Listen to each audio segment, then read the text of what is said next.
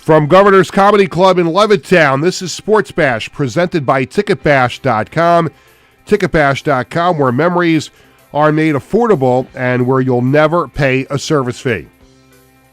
Sports Bash is also presented by the Ryan Anthony Head Start Fund, a group of like-minded individuals trying to raise awareness to our future generations of all possibilities of success other than just college. For more information, visit www.lookwhomadeit.org. Sports Bash is brought to you by the Embassy Diner, located at 4280 Hempstead Turnpike in Bethpage. Every customer is considered family at the Embassy Diner. Mention Sports Bash and get a free dessert with your meal. And by the Marty Lyons Foundation, the official charity of Sports Bash Media. For more information, go to martylyonsfoundation.com.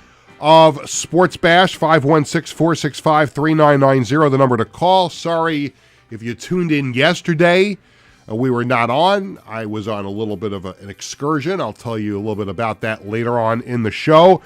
Make sure you're subscribing to Govs Comedy Club podcast and Sports Bash Media on YouTube and following on Facebook and Instagram. Also follow Sports Bash Media on X, Instagram, and Facebook. Coming up on the show, I'll be joined by Jonathan Davis from Vincent and SiriusXM. We'll talk about the Islanders' search for a president and GM. And minutes before we went on the air, it was reported that Matthew Darsh, the assistant GM of the Tampa Bay Lightning, who helped them construct a couple Stanley Cup champions both years at the expense of the Islanders in the round before, is going to be the new general manager of the Islanders. So lots to talk about with Jonathan Davis from Vincent.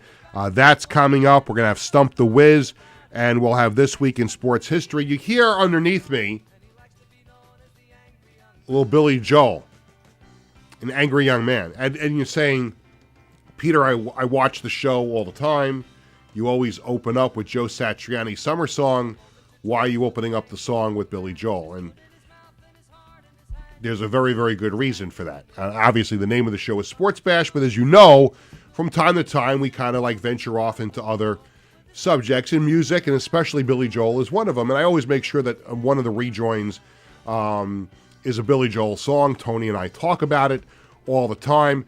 But every rejoin on the show today is going to be a Billy Joel song, and that is because a little while ago we found out some very unfortunate news about the Piano Man, and if you'll indulge me for just a moment, I'm going to read the official statement from Billy Joel's social media sites.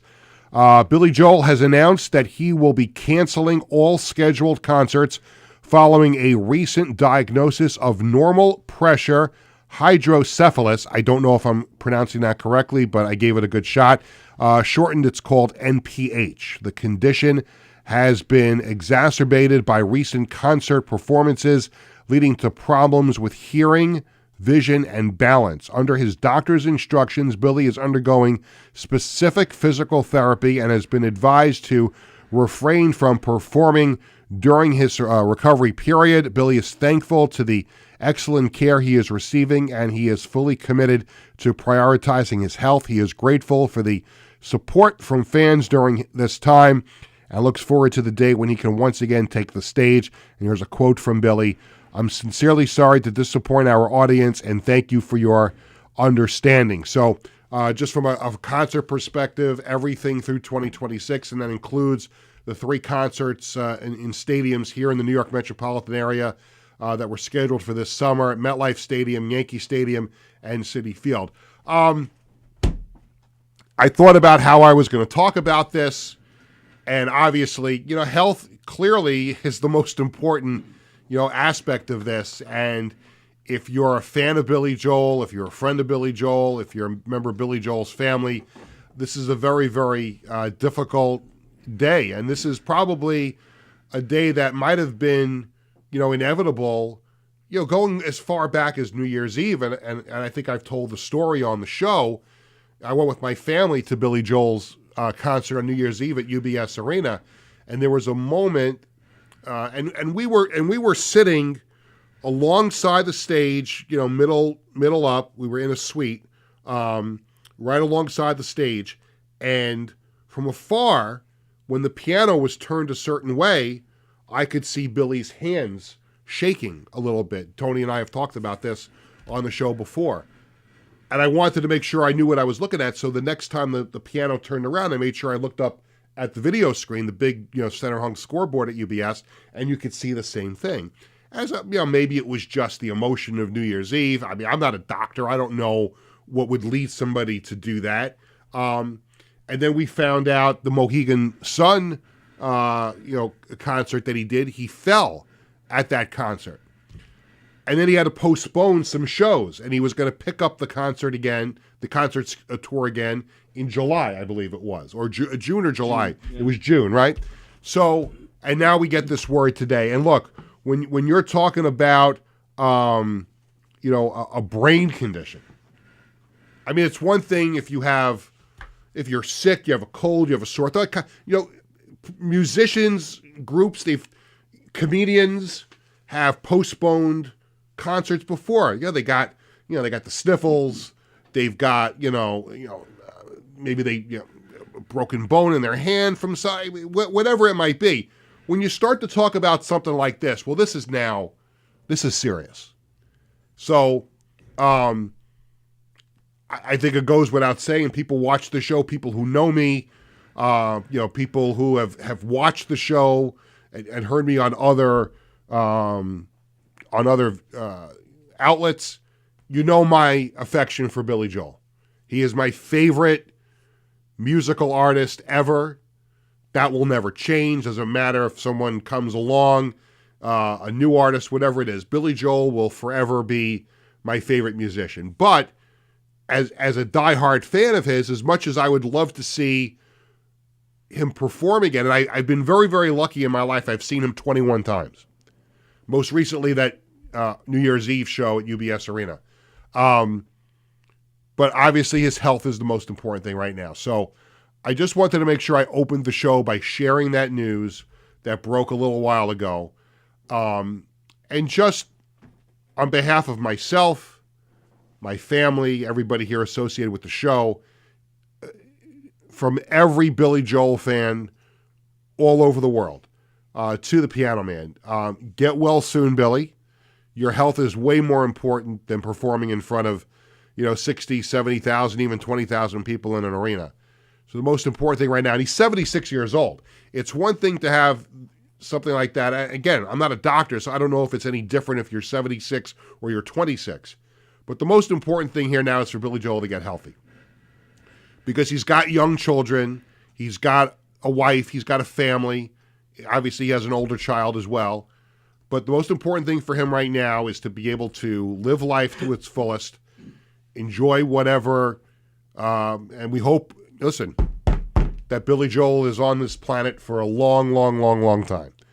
But right now, his health is the most important thing, and I think everybody just needs to say some thoughts and prayers for Billy, his family, and we hope, the best case scenario here is that Billy improves to the point where he could perform again. Look, you just want him to be able to live his life. That's number one. But if there gets to the point where he says, I'm comfortable doing another show, I don't think we will. Again, I'm not a doctor. I'd love to I was trying to get one on the show today. It didn't work. Maybe we'll get somebody on to talk about it. I'm sure we'll read more things as we move along. I don't know if we'll see. And I'm going to bring Tony in for a second. I know you talked about it on your show today, the Knock 'em Dead comedy show, Monday through Friday from 11 to 12:30. You probably talked about it in your show, and unfortunately I didn't have a chance to see it. I don't think we'll see Billy doing a full, even if he comes back a year from now, I don't think we'll see him perform a full concert tour. We may only be lucky enough to see him come back for one last show. Yeah, my guess is that there'll be, maybe 2 or 3 shows at the Garden or Nassau Coliseum, somewhere local. I bet you we get a few farewell shows. Yeah, if he's able to, and that's a big question mark. I mean, we have to see how he improves, and if he's able to actually get on the stage and sing. It's been a long time since Billy was able to, back in the day when he was in his prime to be able to run around the stage and jump off the piano and do that boxing thing with the microphone as it would sway back and forth like that. I mean, we haven't seen that in a while, but still, you go to a Billy Joel concert and he does a great job. His voice is still there. Yeah. And again, but I think we'd be very, very lucky if he comes back to try to do one, or as you said, a couple of more shows. So this is scary when you read something like this. I mean, we're all getting, I can speak for myself, not everybody else, but when you get old, you start to get concerned with these things. And Billy is 76 years old, so it'll be interesting to see how he recovers. What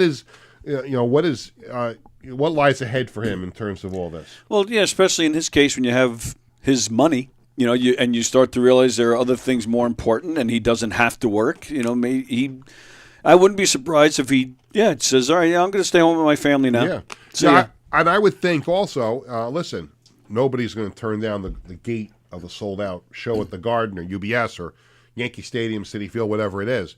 But like to your point, like you'd love to have some more money and leave it for your kids, but I think he has to live his life now. Right. And if life has to now be separate from performing, I think so be it. I think he doesn't know anybody anything. Right. He really doesn't. Like exactly. For me growing up, becoming a fan of his and getting a chance to see him 21 times, like he doesn't know me anything. He doesn't know any of his fans anything. He's given us, a lifetime of musical memories, and his songs are timeless. Like they'll never go away. Yep, absolutely right. For people who grew up, who may have loved, guys like Frank Sinatra or Elvis Presley, whoever it might be.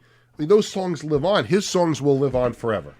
I don't know if this is getting a little off topic, but a guy like Billy Joel, he has kind of talked about it in the past, where I think a lot of people that aren't in an entertainment world like sports or comedy music, I think people that aren't in those worlds, they don't realize the amount of work it takes. Oh, yeah. And in his case, to write those amazing songs and the travel and all the time away from family, I think something like this, I wouldn't be surprised. We said, I'm 76, I'm staying home. I don't need this. You know what? Let me get better and be first of all for my kids and my wife, number one. Number two, if I can get the energy. You know what? He knows how special the Garden has been for him. Right. He knows how special Nassau Coliseum is, if it's still around a year from now, or UBS or whatever. Maybe it's another venue that means a lot to him. I can't imagine the Garden anything would mean more than to the Garden or the Coliseum. Right. UBS he's done a couple of times, but you can be sure he's got more Nassau Coliseum in his blood than he does UBS Arena. Or the porch. That, and by the way, on another subject, I'm glad you brought that up because I probably would have forgotten about it. Segue, baby. Congratulations to Billy Joel band member and a good friend of the show's and ours, Mike Del Judas. And I don't know all the details about this, but apparently he is opening up a musical venue in Smithtown called The Porch, Live at the Porch. Or Mike Del Judas is The Porch. I have to look it up on Newsday, and maybe we'll get Mike on next week. We'll see maybe if Mike can come on next week and and talk about this and obviously about Billy as well. We'll see. We'll reach out to him. But congratulations to him. And if you don't know what the term The Porch means, obviously if you're a fan of Mike's, you know that especially during the pandemic, he talked about it when he was on the show with us last time. He did these series of weekly shows on Facebook Live on his Facebook page from the porch of his home, which was great. But the one thing I always got upset about with him was that I would message him, play this song, and he never listened to me. He would never play the song that I wanted to. But all joking aside, congratulations to Mike. I can't wait to go see a performance there with my wife and my family. And he's a real good guy, too. And I know that it sounds like from reading the article a little bit, it was something he's been working on for a long time. Very nice. Yeah, he is. He's a great guy. So very excited for him. And, hopefully this will be a cool place to hang. Absolutely. So, again, on behalf of the show and behalf of Billy Joel fans all over the world, best wishes, speedy recovery. Most importantly, be there for your wife and your kids and the rest of your family. And then, knock on wood, everything goes well. Thanks, Quiz. We will see Billy Joel at least one more final time, hopefully somewhere down the road, performing. Even if it's just, a short show somewhere, I think that would be great. But most importantly, it would be up to him what he wants to do, and doctors too. The doctors would have to give the go ahead for that as well. So best wishes to Billy Joel and his family. Before we go to break, and we're going to talk to Jonathan Davis from Vincent about now what is breaking Islanders news. And the Islanders have reportedly, and it's supposed to be released. Let me just check my phone to see if the Islanders have made it official. They have not, because I would have gotten a text about it. But Matthew Darsh, who is the assistant GM, and I think he's president of hockey operations as well for the Tampa Bay Lightning, will be the Islanders' new general manager. That news just breaking, about a half an hour or so ago from multiple outlets, and I think that's a great hire for the Islanders. He's a guy that a lot of people in the hockey circles felt that would eventually be a general manager, and you see the type of team that he helped build the Tampa Bay Lightning into, a couple of Stanley Cups, as I mentioned before. But he will be the GM, and now really the question is going to be, now that Brendan Shanahan has exited the Toronto Maple Leafs after 11 seasons as their president, will there be, I hate this term, but it's for their presidency, and putting these two guys into a new front office here for the Islanders, and we'll see how that works out. But we'll talk about that coming up with Jonathan. And I wanted to make sure I spent a couple of minutes on the disaster from Wednesday night known as Game 1 between the Knicks and Pacers. It's funny that being in this business 35 years, being a sports fan all my life, it doesn't matter if it's a team you root for. You see teams implode. I mean, just think about, like, in my life, games that my teams have pissed away over and over again. But I don't think anything I've ever seen in my life compares to what I saw the other night. Maybe I should backtrack on that, because remember, you're talking about meltdowns. Yankees up 3-0 to the Red Sox, and they lose the ALCS. Remember the Jets being up by 10 points against the Browns in the 86 playoffs, on their way to the AFC Championship game, yada, yada, yada. Mark Gastineau roughs Bernie Kosar, and the Jets lose in overtime. You had that. I've seen countless teams. I know Wiz doesn't want me to bring it up. Do I bring up 28-3? I think everyone that has a pulse on with a microphone mentions that 28-3. Yeah. Falcons in the Super Bowl over the Patriots. So these are things that happen. Like, stuff happens. I could have used the other word, but I just chose not to. I could tell you right now, if that was the Islanders losing a game like that the other night, like by bet favorite, because the Knicks, although I'm a Knicks fan, like my interest overall in basketball is generally near the bottom, but I am being fair weather and being a big Knicks fan here in the playoffs. If that was like the Islanders, the Yankees, or the Jets, I would have used the other word instead of stuff. I would have used the other S word. But if you go back to Wednesday, and they're up 17 at one point, and then they're up by, 14, 12 points with 2 minutes to go in the game. I think it was 9 points or 10 points with 50-something seconds to go. I mean, you got to really try hard to blow that game.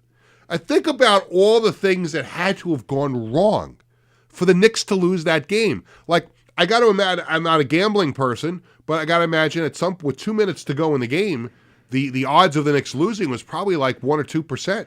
Like, all the things that had to happen. Indiana didn't miss from 3. The Knicks couldn't handle the ball cleanly. They couldn't make a free throw. And then Halliburton's shot. I mean, have you ever seen anything like Halliburton's game? First of all, I thought it was a three-pointer and the game was over before it even went into overtime. But where have you ever seen a missed shot hit the back of the rim, bounce, had to be 20 feet in the air, maybe? Am I exaggerating? It looked like at least 10 feet. I didn't ask you. I was asking the general public. Yeah. I'm going to get a text that I was not nice to you there. But have you ever seen a ball go that high up in the air? You think, I saw it go up in the air. I said to my son, okay, thank God they won. And it goes in. It becomes. That was the most ludicrous thing I've ever seen in my life. That again, if it was the Islanders, if it was like the Islanders were holding on to a 1-goal lead, and somebody on the other team took a shot, and it hit the crossbar, and it went 20 feet up in the air, and came down, hit the back of the goalie, and would go in the net before the clock expired. Because remember, in basketball, the clock can get to 0 and the ball could still go in the basket. In hockey, the puck's got to go across the line before it gets to 0. But could you, like, I would have wanted to kill somebody if that was the Islanders. If that was the Jets holding on to a lead, and the quarterback of the other team throws the ball and it bangs off of 15 different players and into the hands of the other team and the Jets lose, I would have wanted to kill somebody. That's how ludicrous that was the other night. But you just can't blow that lead. You really, really can't. And that's what wound up happening. We're going to postpone our break because our guest is here. I talked about it a few moments ago, probably a half an hour ago. And we booked this guest thinking the Islanders might wait till the weekend to name their new general manager, but it appears as if about a half an hour or so ago they made a hire. Matthew Darsh, the assistant GM of the Tampa Bay Lightning, is going to be the Islanders' new general manager. And on the line with us to talk about it, he covers hockey for Vincent and Sirius XM. We welcome to the program Jonathan Davis. Jonathan, it's Peter. How are you? Peter, I'm doing great. How are you today? We're doing great. Thank you so much for joining us. And again, it was good timing that we were able to arrange this because, as I just mentioned a half an hour or so ago, it's been reported that the Islanders have hired Matthew Darsh as their new general manager. Your reaction to the news that just broke a little while ago? Yeah, I think it's a great move for the Islanders. I mean, you bring someone over from an organization that has had success in winning Stanley Cups.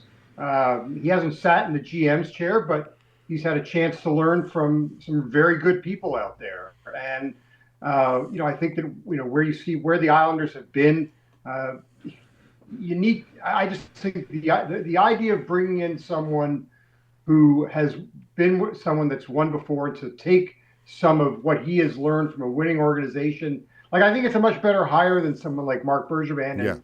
And it's just simply because he's won in Matthew Darsh.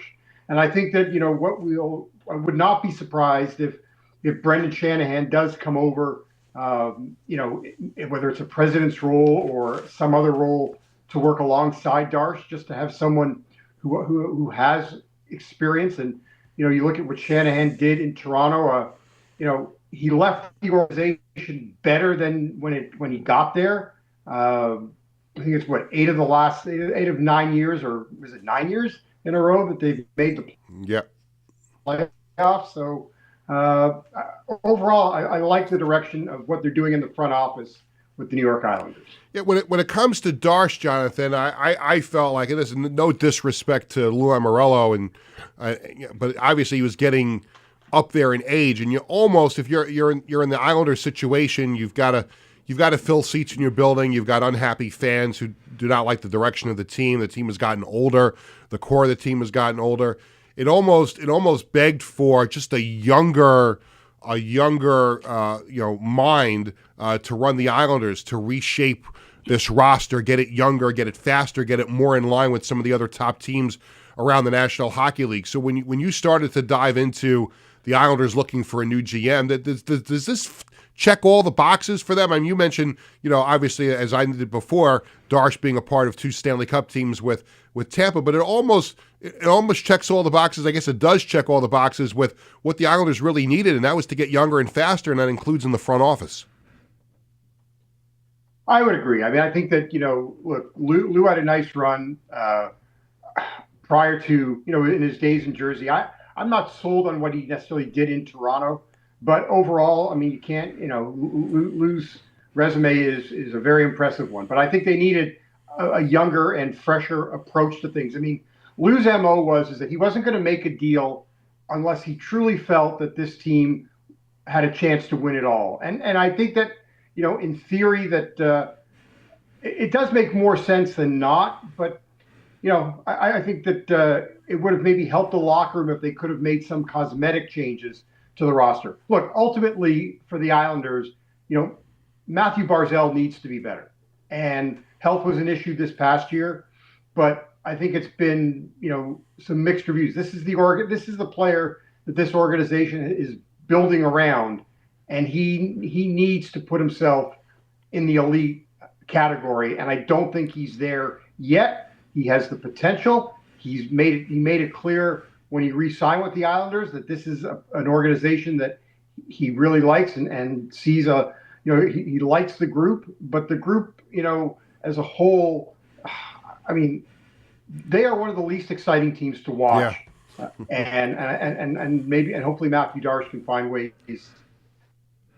How about to change that narrative? No, I'm sorry there, Jonathan.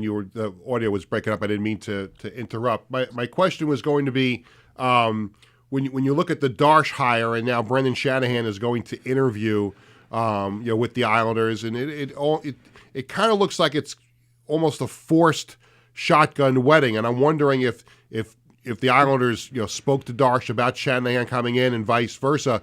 Any reason you think there should be any concern with hiring the GM first and then hiring the president of hockey operations after that?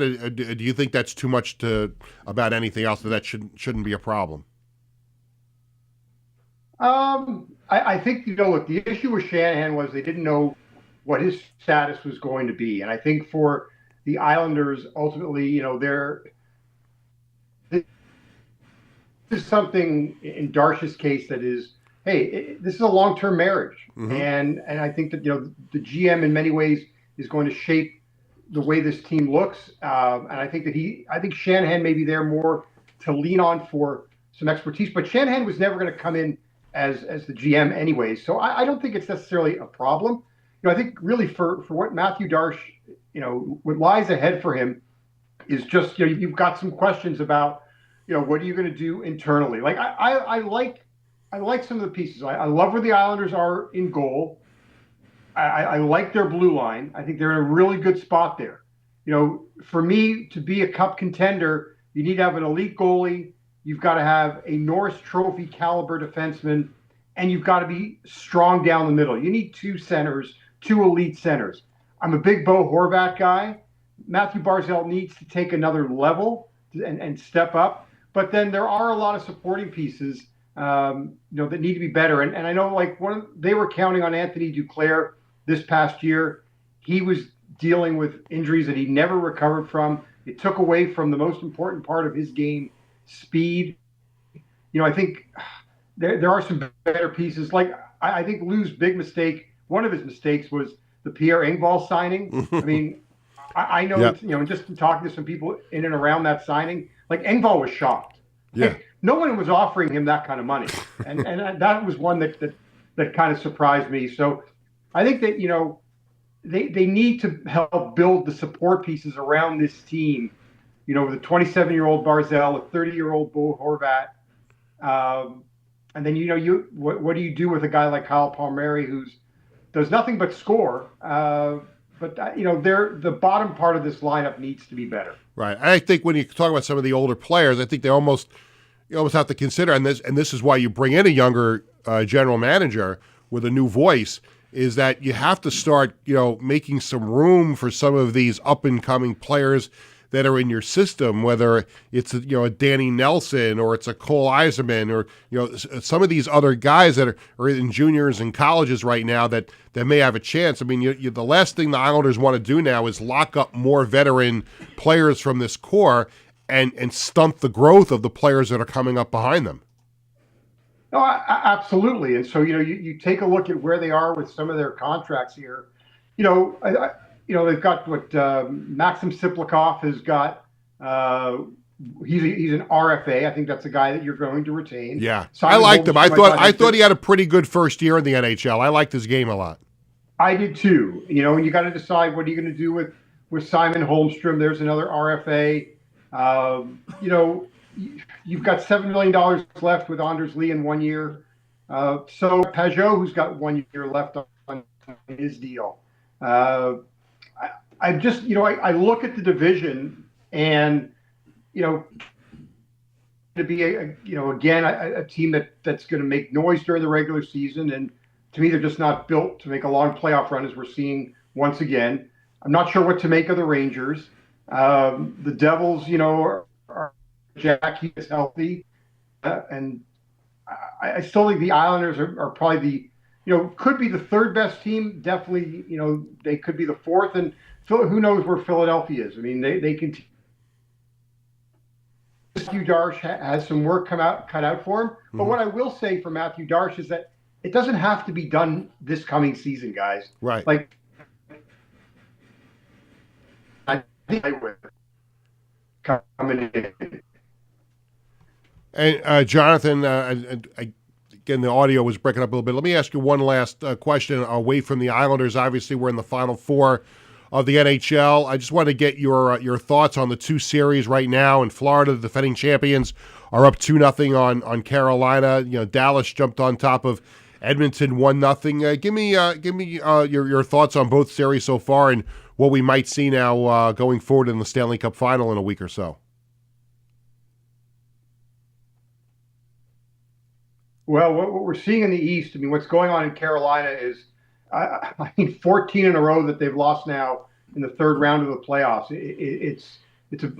In some ways it's a head scratcher. In a lot of ways it's not. I mean, Florida, their whole MO is extracting a pound of flesh from you, and they want to beat you up as quickly as they can so a series doesn't get extended. But for the Carolina Hurricanes, they've got to kind of approach Game 3 as that it's a 0-0 series, because that's all you can do. And to try to turn things around. But what's interesting to me is that, when they lost to Florida 2 years ago, guys, there were 9 players that are on that roster that are still there. When they lost the second time, when they got swept, I think it was against Boston, there are still 5 players left. And the first time that they got swept in the third round, there is one person that's still left on that roster. It's Rod Brind'Amour when he was a player for the Hurricanes. And there was also a Stahl back then, and that was Eric Stahl. So a Stahl brother has been a part of all 14 losses. Out west for Edmonton, hey, look, they were the better team for 40 minutes.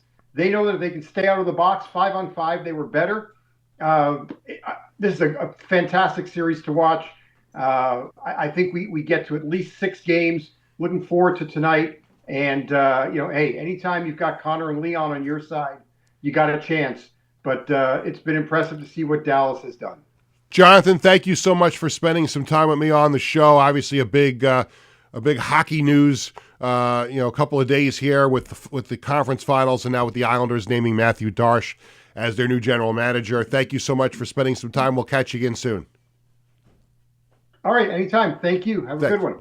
Awesome, Jonathan Davis from Vincent and Sirius XM, and again, the breaking news today: the Islanders reportedly. Again, let me just do the little unprofessional thing.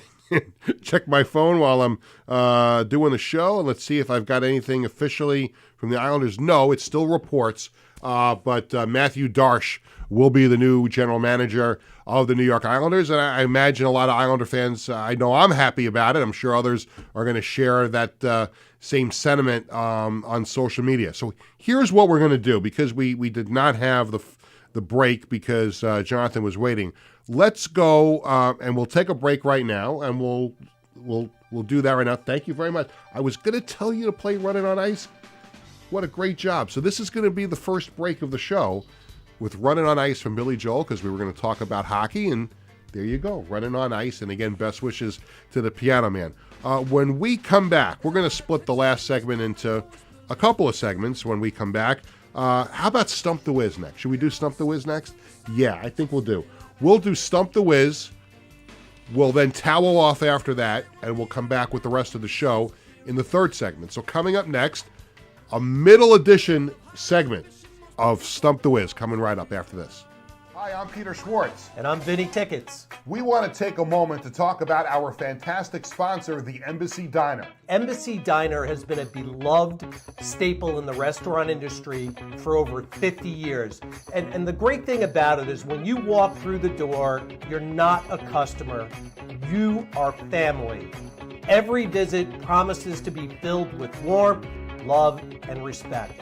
And here's an extra treat. If you mention Sports Bash during your visit, you enjoy a free dessert on the Embassy Diner. Come on down to the Embassy Diner, where great food and great company are always on the menu. Visit the Embassy Diner located at 4280 Hempstead Turnpike in Bethpage.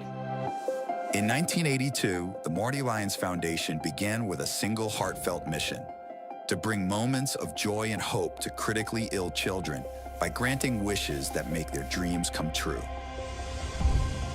Since that day, we have touched the lives of over 8,500 families, raising over $43 million to grant wishes that offer a beacon of light in their darkest times. These precious wishes cost an average of $6,700 each, and your support is crucial to our mission. Every donation, big or small, makes a difference. And with 76 cents of every dollar going directly to supporting our families, you can rest assured your support truly changes lives. The Marty Lyons Foundation operates 11 chapters in 14 states now, working tirelessly to reach as many children as we can. This dedication goes hand in hand with our commitment to transparency and accountability, earning us top ratings on Charity Navigator, Great Nonprofits, and Candid, which underscores our dedication to those we serve. The Marty Lyons Foundation grants wishes to children ages 3 to 17. And what really makes this foundation so special is our willingness to grant not only a first wish, but also consider a second wish to a child who continues to battle a life-threatening illness. We stand by these children, offering them hope and strength through the power of dreams, giving our children the courage to wish for more. What's your purpose in life? Is your purpose in life to live in the big house and drive the nice car? No. Your purpose in this life is to make it a little bit better for those that follow and realize that we live for today to see a better tomorrow. Visit MartyLyonsFoundation.org to learn more and get involved.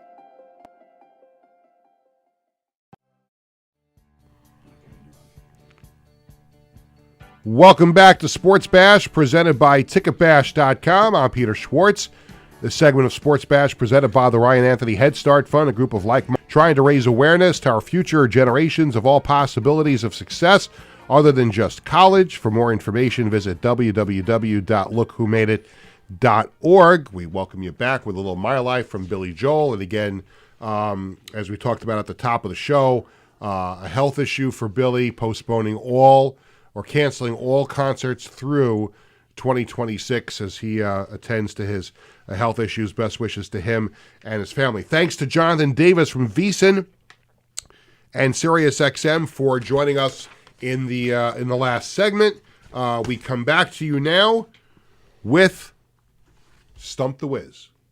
Are you ready? Mm-hmm. Okay. So we're going to play Stump the Wiz, then we're going to take another quick break and come back with the rest of the show. How you feeling? Everything good? Doing good? Good? Kind of like you, kind of a little sublime today? No? Kind of chilling? I'm doing fine. Yeah? All good? Mm-hmm. All right, good. Good. I'm always concerned. You know, I know you have always concern for me. I always want to make sure you're in a good frame of mind. Everything is going well. Appreciate it. All right, good. What do you think of the NBA playoffs so far? So far, it's been pretty, on the Western side, the Thunder are destroying the Timberwolves. The East looks very, very competitive, you know, with the Knicks and the Pacers. How about that Knicks game the other night? Insane game. Jesus. What a disaster. Hopefully they can get the series even tonight with a win in Game 2, but we'll see what happens. It is time for, and by the way, the Billy Joel news will be the TicketBash.com concert calendar. Because I forgot to print out the concert calendar at home before. Connor was nice enough to send it into Dropbox. This is all stuff people don't need to know. But Connor, just so everyone knows, Connor Kalb, our social media guru. Unless he, you know what I'm going to do. Again, this is going to be another inside radio thing. Let me see if he can text it to me because it is a sponsored thing, so we really do need to do it. Can you text me the concert calendar? I forgot to print it. We'll get to the concert calendar later on in the show. But for now, Billy Joel canceling his concerts. To me, I forgot to print it out. Sorry, Wiz, for just 1 second. If you'll indulge me to text Connor. I forgot to print it out. Oh, this is great. People are tuning in and they're turning it off. Forgot to print So my fingers are too big for this phone. I really need to get a new phone, too. All right, here we go. And done. Thank you. Hopefully Connor sees that, and he'll text it to me. Are you ready? Yeah. All right, here we go.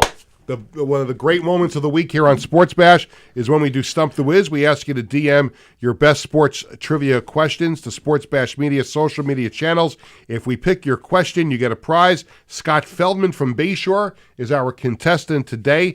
If he stumps you, he gets 2 tickets to a mutually agreed upon Jets or Giants preseason game at MetLife Stadium, courtesy of our friend TicketBash.com. Are you ready? Okay. Tony, are you ready with 2 minutes on the clock? Here we go. Who was the first tight end ever inducted into the Pro Football Hall of Fame? 2 minutes on the clock, and away we go. Mike Ditka. There you go. Nice. 1 second. How about that? It wasn't even 1 second. It wasn't even 1 second. Wow. That was unbelievable. Good job, my man. Awesome. I think you get, for getting that so quickly, you get no ribbing from me for the rest of the show. I can't promise I'll do it on Tuesday, next Thursday. If again, I think we have a regular week next Thursday. Yeah, regular week next week, Tuesday and Thursday. So you will get no ribbing from me. That was how that's your reward. You don't get 2 tickets to a Jet or Giant preseason game, but you'll get no ribbing from the host. All right. Does that sound good? All right. Do you think we're ever going to get to the point that's I was banking on another 2 minutes of programming out of Stump the Wiz, but so we there was a point where they went a long time without a tight end, Mike Ditka. Then there was a long time without a punter, and Ray Guy got into the Hall of Fame, right? Ray Guy is in. Yeah, it shouldn't have taken that long, but you know. Well, I didn't ask you how long it took him. I know I said I wasn't going to rib you, but you have to answer the question. I'm going to get. There's multiple kickers now in the Hall of Fame, right? Should be more. You know where I'm going with this, right? Yeah. Is there ever going to be a long snapper in the Pro Football I think Hall there of Fame? should. I think Patrick Manley belongs in. He should be in. Granted, with Manley, he's like, oh, I don't know if there should be because they don't impact the. They need to have someone that changes. And I said, you know what? And that's what he said to one person. And I was very angry at the guy. You know why I'm bringing this up? Of course, because your son. Right. So Patrick Manley should be in. I think John Weeks will be in. Should be in. Yeah. I mean, it's part of the game. I mean, let's not. Yeah, of course. I think there should be more special teamers. I think they've gotten shafted for too long. I want to see more punters, and when I want Sean Landetta, and I want to see Jay Fiegel, and I want to see Gary Anderson in. I think the media screwed him over very badly. Yes. And I can tell you, I spoke to Morton Anderson when I was in Canton. He said that. We get shafted way too often, right? But you know, my problem is I think they also and we're going to get to another break, but I think also the problem is that I think there are I think there's a bias by the people who are on the committees, right? Very much so. And I think sometimes they probably need to have some younger people on the selection. My thoughts is with a little more open mind. Well, my thoughts is. You know, most people that are my age don't know who the very old timers are. Right. And the thing is, like, as much as I want to say yes, granted, I'm very jaded myself. I kind of don't really trust them. Well, I think there needs to be a better way of selecting. Look how long it took Joe Klecko to get in. That was a disgrace. Listen, Pudge Heffelfinger, Charles Fowles, they've waited even longer. Okay, when we come back, we do have, Connor was listening, I do have the concert calendar on my phone, so great job by Connor. When we come back, we will have the concert calendar. We'll have This Week in Sports History. We're going to the Sports Bash Media poll question of the day and some other pieces of business that I have to get to. Right. When we come back at the end of the show. Hi, I'm Peter Schwartz. And I'm Vinny Tickets. We want to take a moment to talk about our fantastic sponsor, the Embassy Diner. Embassy Diner has been a beloved staple for over 50 years. And the great thing about it is when you walk through the door, you're not a customer, you are family. Every visit promises to be filled with warmth, love, and respect. And here's an extra treat. If you mention Sports Bash during your visit, you enjoy a free dessert on the Embassy Diner. Come on down to the Embassy Diner, where great food and great company are always on the menu. Visit the Embassy Diner, located at 4280 Hempstead Turnpike in Bethpage. In 1982, the Marty Lyons Foundation began with a single heartfelt mission: to bring moments of joy and hope to critically ill children by granting wishes that make their dreams come true. Since that day, we have touched the lives of over 8,500 families, raising over $43 million to grant wishes that offer a beacon of light in their darkest times. These precious wishes cost an average of $6,700 each, and your support is crucial to our mission. Every donation, big or small, makes a difference. And with 76 cents of every dollar going directly to supporting our families, you can rest assured your support truly changes lives. The Marty Lyons Foundation operates 11 chapters in 14 states now, working tirelessly to reach as many children as we can. This dedication goes hand in hand with our commitment to transparency and accountability, earning us top ratings on Charity Navigator, Great Nonprofits, and Candid, which underscores our dedication to those we serve. The Marty Lyons Foundation grants wishes to children ages 3 to 17. And what really makes this foundation so special is our willingness to grant not only a first wish, but also consider a second wish to a child who continues to battle a life-threatening illness.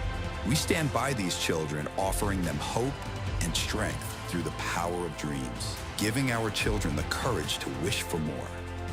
What's your purpose in life? Is your purpose in life to live in the big house and drive the nice car? No. Your purpose in this life is to make it a little bit better for those that follow, and realize that we live for today to see a better tomorrow. Visit MartyLyonsFoundation.org to learn more and get involved.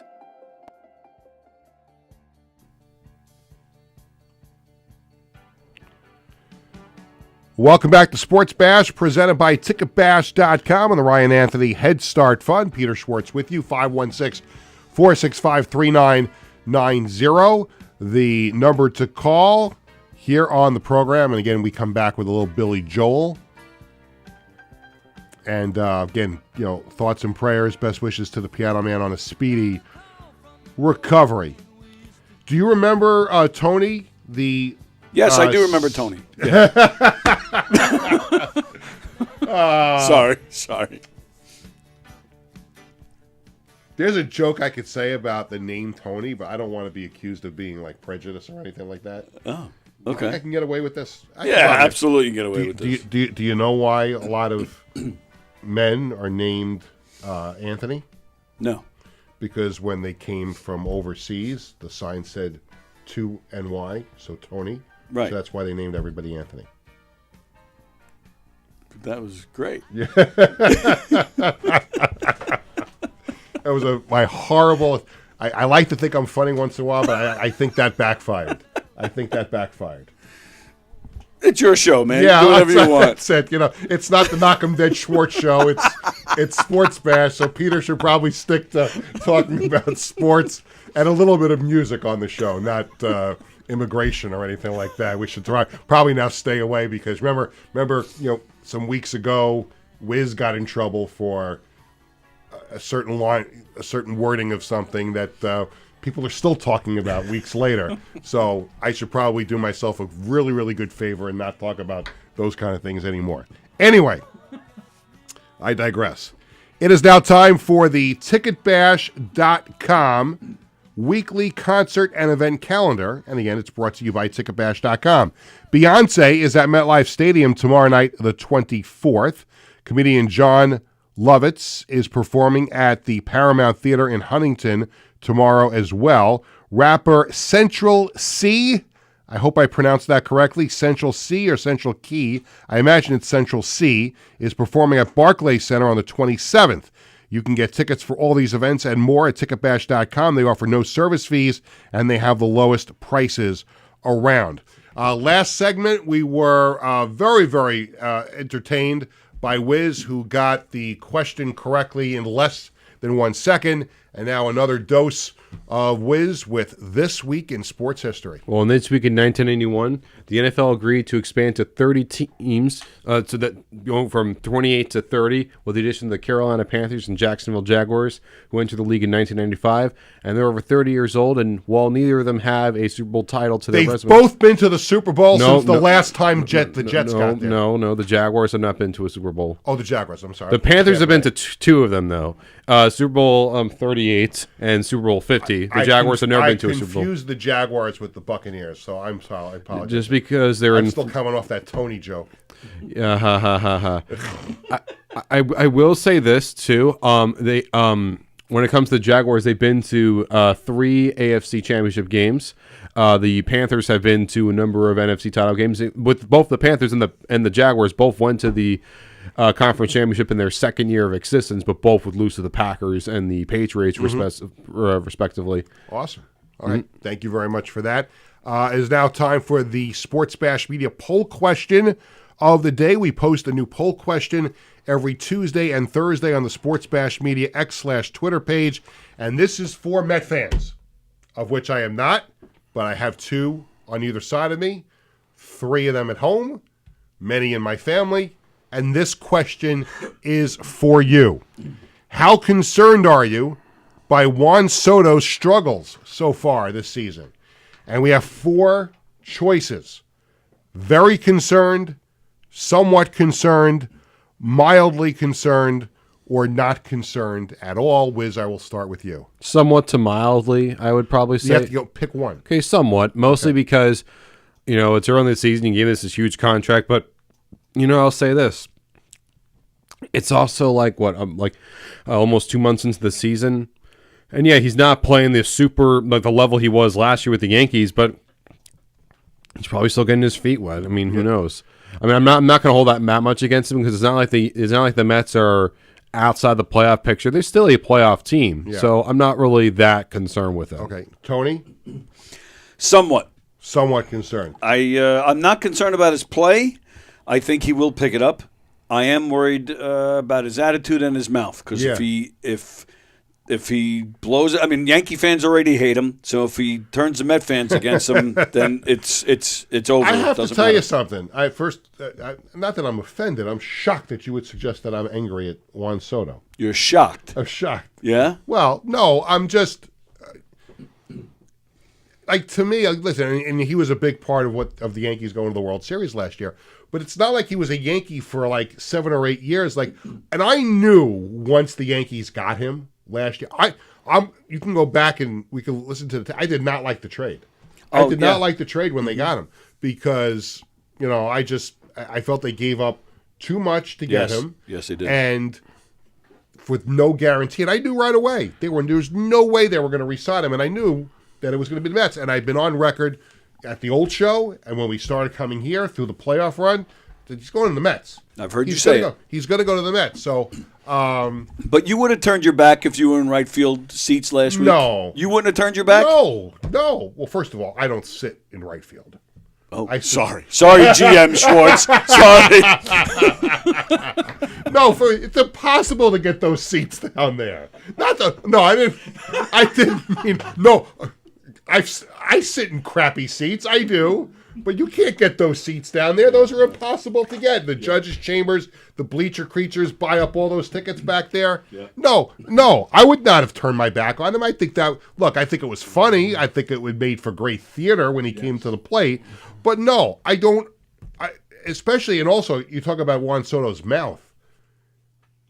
To his credit, the whole year he was with the Yankees, every time he was asked about re-signing, he said he was going to wait until the end of the year. He was going to go to free agency. He was the anti-John Tavares. And I know Tavares is a different story because he was with the Islanders for all those years and but he kept saying over, this is where I want to be, this is where I want to go. And he goes to the Maple Leafs, right? Yeah. Juan Soto is a cold-blooded killer. You knew he was going to take every last dollar to go where all the money was. And you know that the Mets were going to offer the most money. So this whole nonsense that, the Mets with their family atmosphere and he liked the roster. Can we stop with that already? Because if the Yankees matched the offer and Steve Cohen came back with $1 more, he was still going to go to the Mets. If the Yankees came back and offered him $1 more, he'd be with the Yankees right now. That's right. So, I hold no ill feeling towards him because he made a business decision. He was honest. He could not have been more blatantly honest than he was right after the Yankees lost the World Series. Yes. He goes, well, now I'm going to be a free agent, and it's open to everybody. He couldn't have been more honest there. So as a Yankee fan, I have no problem with what he did. Just, again, I have more of a problem with this perception that the Mets took him from the Yankees because of this family atmosphere at Citi Field and the jet plane and everything like that. No, he took the money. Right. Why are people having such a problem with this? I don't have an answer for If you. the Pittsburgh Pirates came up with more money. Yep. I never understood how you can get on a player for taking the money's offered to him. Who would turn that money down? Right, exactly. Yeah, it's weird. It's anything, any job in life. Look, right, exactly. If some other place offered me more money to do whatever job I was doing, because I have multiple, I'm gone. Goodbye. That's it. Anyway, but I would be somewhat concerned. I think he'll get it together. Look, I think so. Michael Kay, the Yankees TV play-by-play announcer, always has the best line about these things. You're shaking your head because you don't like Michael Kay. No, not at all. Oh, boy. I keep putting my foot in my mouth today. No, I worked at ESPN Radio for a long time, and I would consider Michael Kay a very good friend of mine. Oh, good. I invited him to my wedding, but the Yankees were in Seattle that weekend, so he chose to go to Seattle instead of coming to my wedding. But I don't hold that against him at all. He gave my wife and I a very nice engagement/wedding gift. Oh, all He gave us 2 tickets to see a Mets-Yankees game at Yankee Stadium. Nice. Yeah. So, no ill feelings towards Michael Kay, but he has a great line when you talk about the player. If a player is struggling, look at the back of his baseball card. Generally speaking, a player will perform to the back of his baseball card. And the back of Juan Soto's baseball card, of which I have a number of them, will dictate to you that by the end of this season, he will have between 30 and 40 home runs. He'll probably drive in between 100 and 120 RBIs. And, he'll probably hit between 280 and 300. That's what I think. Fine. Will you sign on the dotted line for that right now? Absolutely. There you go. Okay. Everybody feels better about this situation right now. Close with a couple of personal things. My son Jared and my wife Cheryl are on their way to Baltimore right now. My son Jared is about to take part this weekend in you put up Bradley's. Yes. There you go. What I did. I'll leave it there while and I'll show. So now do I have to talk about Bradley first? No. I'll talk about you put Bradley's picture up there first. So let me get yesterday. The reason why we were not on the air yesterday. I'm sorry, Jared. It's not my fault. It's Tony's fault. It's not. I had you first in the script, but Tony put the picture of Bradley up there first. Not my fault, Jared. I apologize. Ready whenever you are. Okay. Well, no, you already ruined the order. So let me address Bradley first. Okay. Yes. Sorry, Boy, we're not getting an Edward R. Murrow Award for this, or Marconi, whatever you want to. Oh boy. So yesterday we were not on the air. Not because Tony locked us out, but because Bradley had a great visit to the University of New Haven. We were there yesterday, and this was his tweet today thanking them for a great visit. Look at that locker room. Wow. Look at the locker room. Look at the weight room, the athletic facilities. And yes, you don't adjust your TVs or your computers or devices. That is a blue field that the New Haven Chargers play on there in New Haven, Connecticut. Wonderful facilities, and it's one of several schools that are interested. So we will see what decision Bradley makes be. So that's enough about Bradley for now. Now can we get to Jared? Here we go. Jared will be competing this weekend in the PBA Junior event in Baltimore. Jared is a member of the MacArthur High School bowling team, and we're about to see one of his strikes from this past season, as you're about to see now on your devices. What a great form there, and an outstanding strike. And there you see the little pump of the fist afterward. There you go. Very nice young man. And now he is taking his talents to Baltimore this weekend to compete. Looking forward to watching it on the stream tomorrow. So best of luck to my younger son, Jared, going to Baltimore to bowl in the PBA junior event. And, of course, all the best to my older son, Bradley, looking for a new college and getting all kinds of ridiculous offers. Anyway, and when I say ridiculous, I don't mean bad. I mean, like, ridiculously good. I mean, everybody has been so overwhelming to him in their quest to get his long snapping services. So we'll see what happens. One more thing, Pat LaFontaine and his companions in Courage Foundation presents a concert for courage on Friday, May 30th at 8 p.m. at Adelphi University Performing Arts Center in Garden City. The concert features jazz keyboardist Al DeGregoris and his all-star ensemble. Tickets are available for under $30. For more information, visit www.cic16.org. And that will do it for this edition of Sports Bash. Thanks to my guest, Jonathan Davis. Thanks to Wiz. And also thanks to Tony Walker and everyone here at Governor's Comedy Club. Sports Bash is presented by Ticketbash.com and the Ryan Anthony Head Start Fund. Sports Bash is sponsored by the Embassy Diner and Bethpage and the Marty Lyons Foundation. For our entire crew, this is Peter Schwartz. Thank you for watching. Sports Bash back with you on Tuesday at 1 o'clock. Have a great weekend, everyone. And let's go Knicks tonight.